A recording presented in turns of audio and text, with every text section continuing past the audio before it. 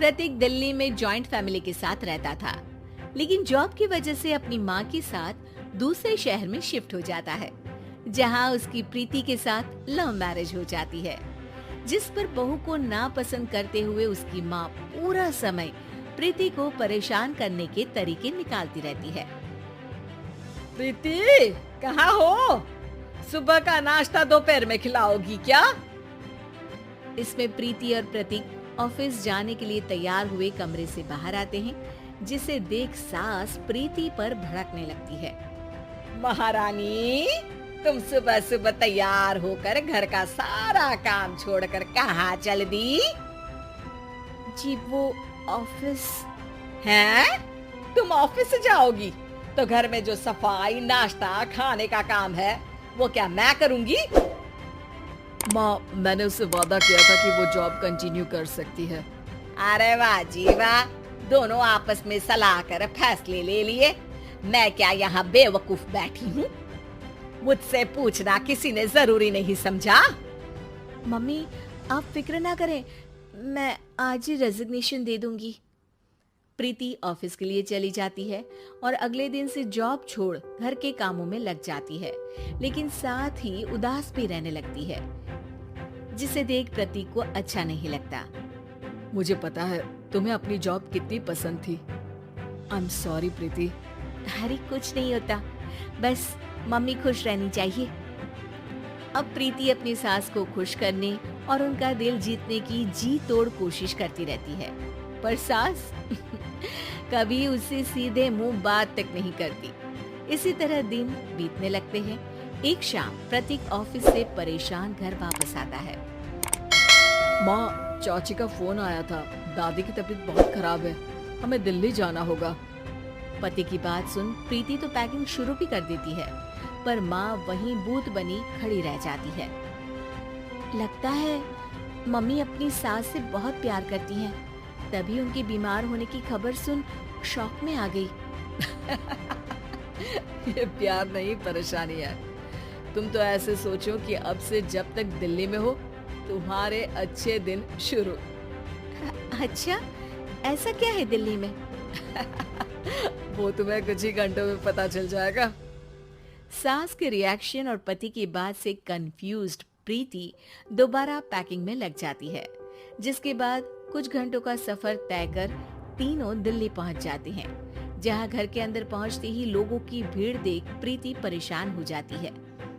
हे भगवान, इतनी भीड़! प्रतीक, कहीं तुम्हारी दादी को कुछ हो तो नहीं गया ना? पागल, ये भीड़ नहीं, मेरा परिवार है। क्या इसे तुम परिवार कहते हो? अरे इसे तो जिला घोषित कर देना चाहिए। तुम्हारा परिवार का तो अपना पर्सनल बिग बॉस बन सकता है। हैरान परेशान प्रीति परिवार वाले सदमे से बाहर निकली भी नहीं होती कि सिर पर पल्ला रखे शांत तरीके से सबके साथ बात करते हुए अपनी सास को देख उसे दूसरा सदमा लग जाता है। हाय राम, ये मम्मी का ऐसा भी कोई रूप है? ये तो मुझे पता ही नहीं था। ये तुम्हारी सास का ससुराल है।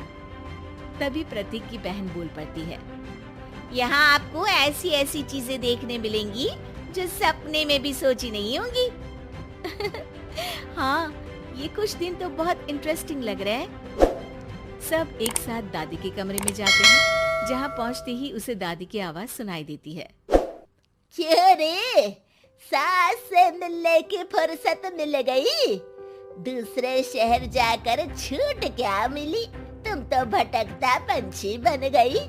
इतने समय में ये तक नहीं पूछा कि जिंदा भी हूँ या मर गई। प्रीति की सास अपनी सास के पैर छूती है।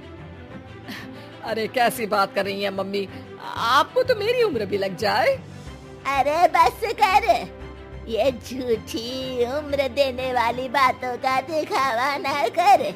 तेरा बस चले ना तो जो मेरी बची कुची जिंदगी है वो भी अभी खत्म कर दे।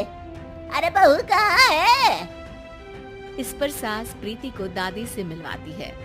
दादी प्रीति को बहुत प्यार देती है। क्यों बहू, तेरी ये सास परेशान तो नहीं करती ना? अगर करती है तो अभी बता दे, मैं इसकी क्लास लगा दूंगी। अरे कैसी बात कर रही है माँ जी, भला मैं क्यों किसी को परेशान करूंगी।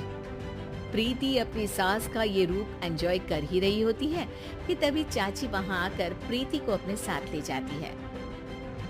सास की क्लास लगते देख जो खुशी मिल रही थी वो तुम्हारे चेहरे से साफ पता चल रही थी, इसीलिए ले आई, क्योंकि अगर उन्हें पता चल जाता तो तुम्हारी खैर नहीं थी।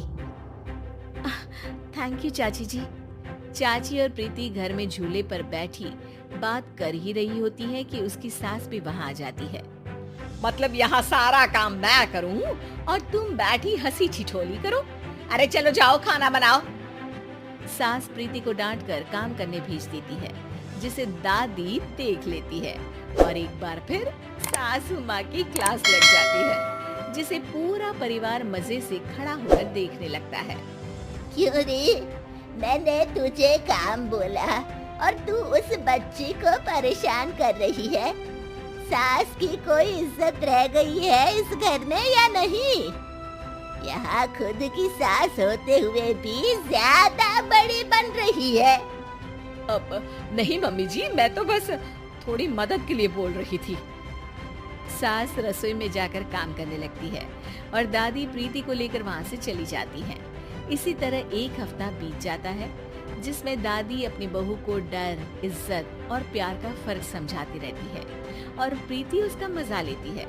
वापस जाते हुए दादी प्रीति और उसकी सास दोनों को अपने पास बुलाती है।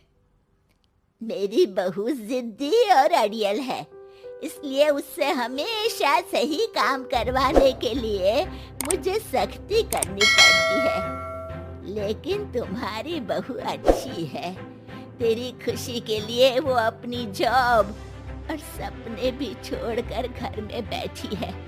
अपनी बहू के साथ प्यार से रहो।